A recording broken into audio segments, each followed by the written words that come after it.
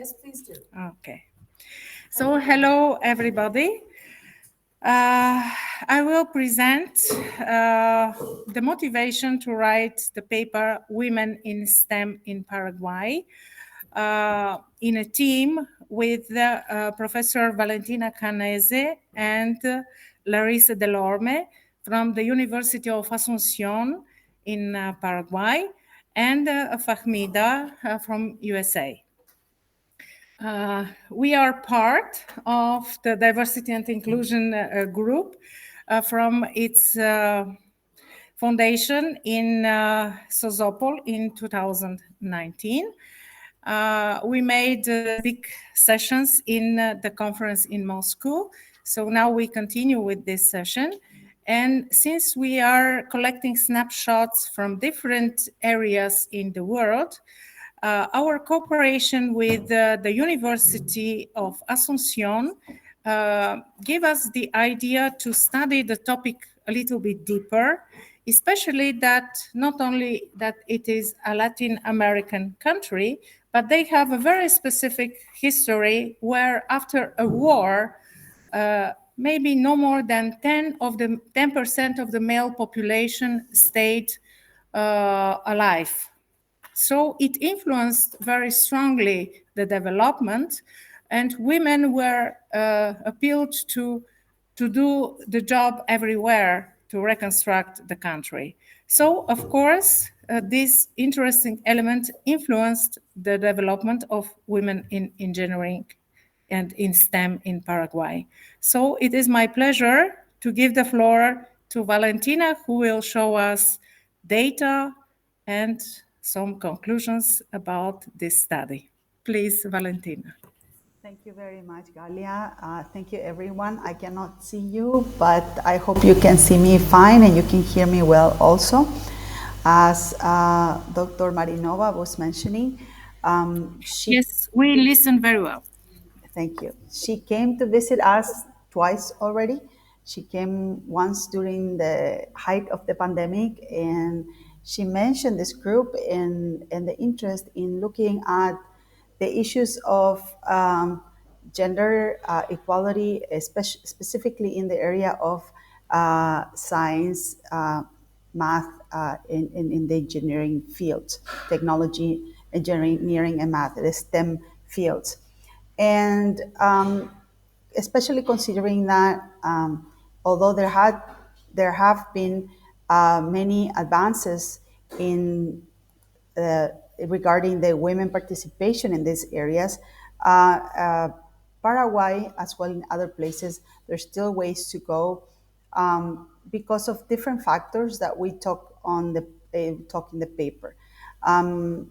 Like Galia mentioned, Paraguay has a very special situation, considering that in the late 19th century, we had a war that decimated the population, specifically the male population, but the population in general, between the 1865 and 1870. And then during the first half of the 20th century, also we suffered another war, that was the Chaco War from the years 1932 to 1935. So for many years, there was this big difference in population between male and female. Now that has been, the equal numbers have been achieved for a couple of generations already. Now, many factors influence the choice of career in women. And this is true everywhere, and Paraguay is no exception. We have women who in our country are, as you will see shortly, are more represented in university studies, but still do not represent the same percentage in technical fields such as engineering and computer science.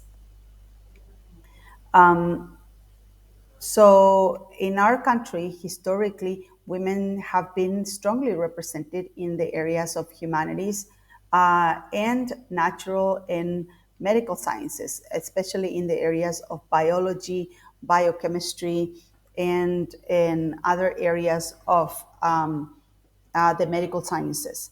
However, like I said, in the areas of technology and engineering, they have still been much underrepresented. So these are just numbers so that you can see that at our university, the National University of Asuncion is the largest university in Paraguay. It has 55,000 students from all over the country. So if you see in this graph, you can see that um, the enrollment is fairly even between male and female. So, and you can see that it's even a little bit higher for female student enrollees. So you have that women comprise about 55% of the student population, while males about 45%. This is the total distribution of enrollment. And there's a similar case with the graduates. And in the graduate, there's the strong difference. It's actually more marked. More women actually graduate than men. If you look at the total number of graduates per years until the 2021, which is the last year that we have the records, you can see that it's about 60-40. So over 60% of the graduates are women, as opposed to about 40% of the graduates who are men. Now, when you look at the distribution between female and male graduates by faculty, faculties are the different schools that the university has. The National University of Asuncion has 14 different faculties or colleges.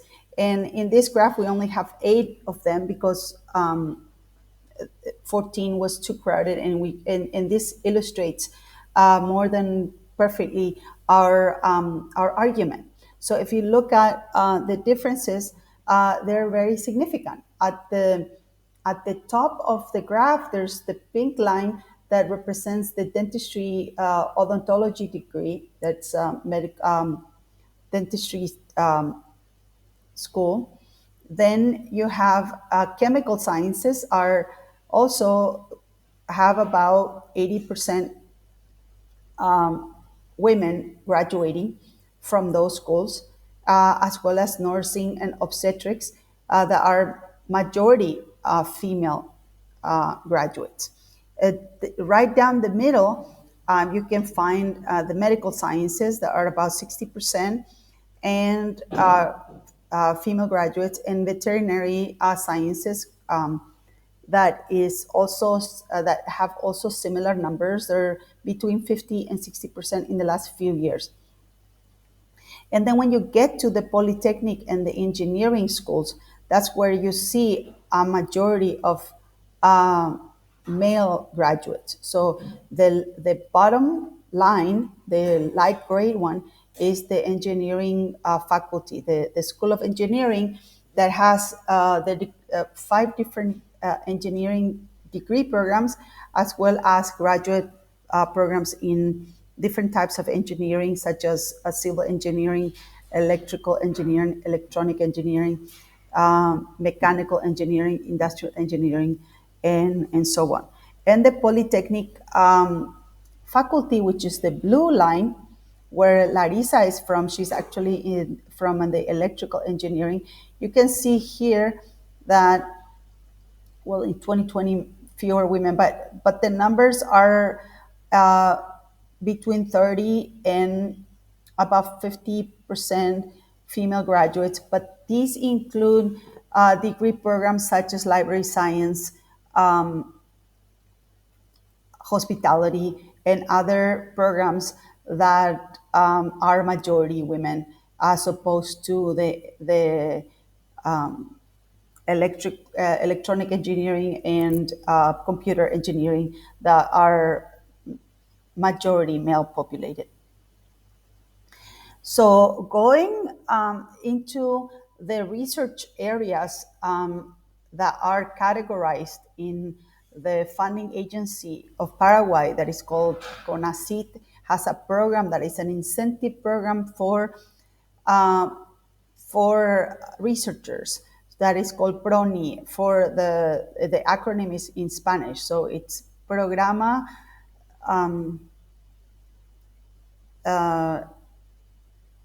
PRONI, it's Programa Nacional de Incentivo a la Investigación. So it's a national program for incentivizing research. And you can see here on the that these are women researchers categorized by level and area. And you can see that more women, out of the total population, more of them are in the agricultural, natural sciences, and health sciences. And much fewer participate in the areas of engineering, technology, mathematics, computer sciences, and physics. So you can see there's a marked difference between the natural sciences and the technology and engineering fields. And somewhere in the middle is the social sciences and humanities that do not have as many researchers as the natural sciences. And so if you look at the total distribution of this program, so this is a program that pays researchers a stipend, a yearly stipend, so that on top of because universities, many universities here in our country do not have a specific, the salary does not contemplate the research activity in many cases. So professors are not full-time professors who have a research, let's say, agenda in their contracts. So this provides an incentive, some stipend for university professors to engage in research activity on top of the research projects that they have.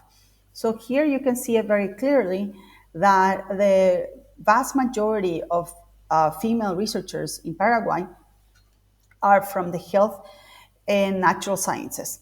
And then you have a minority of women who are in the social sciences and humanities, and a very small minority who are in the engineering, technology, math, and computer science and physics areas.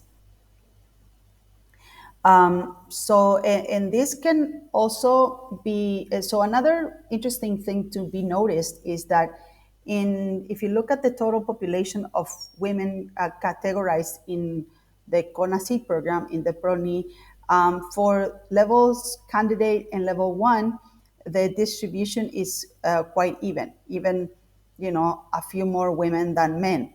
Now, when you go to levels 2 and 3, which are the higher categories, then you can see a marked, decrease in percentages. So in level 2, there's over 60% men and only 38, a little bit less than 40% women.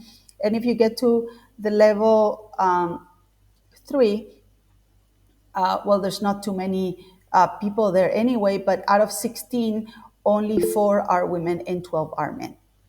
So that's 25-75 in terms of percentages. And then there's the emeritus category. It's a very similar situation. So as a conclusion, we can see that changes have occurred in the participation of women in STEM fields. However, there remains a significant difference in gender preferences for fields of study, where the sociocultural factors such as society's expectations for women, childbearing, and other plays a decisive role in the choice of women's careers. So one of the things that we discussed was that many women, for example, go into other areas of sciences where they can be, sometimes they can be independent researchers, or they can have more freedom of with their times. Whereas in the technology field, many times you have to be full-time employed with more difficulties in managing your time with, say, childbearing responsibilities. So this is, a speculation on maybe some of the reasons why women traditionally, engineering has been more of a male profession in our country. So there's still very few women who go into that area, and more research needs to be conducted in order to actually understand more in depth why this is the case, why more women do not go into these areas.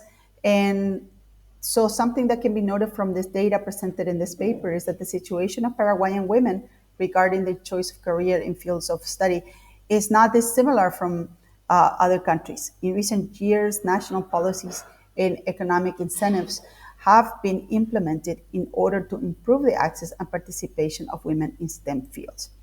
So that's as a conclusion. And our recommendation is then to study this phenomenon more in depth, to look at some public policy and to promote the that women get involved in these areas, because it's not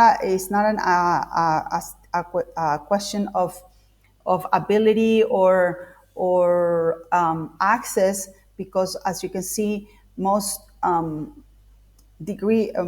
university students are actually, there's more women than men, but it's a question of the career itself. So, with this, I would like to thank all of you for your attention, but especially I would like to thank Dr. Galia Marinova for the opportunity to share about our country in this venue with you, and for coming to our country and for being such a great partner in this endeavor. Thank you once again.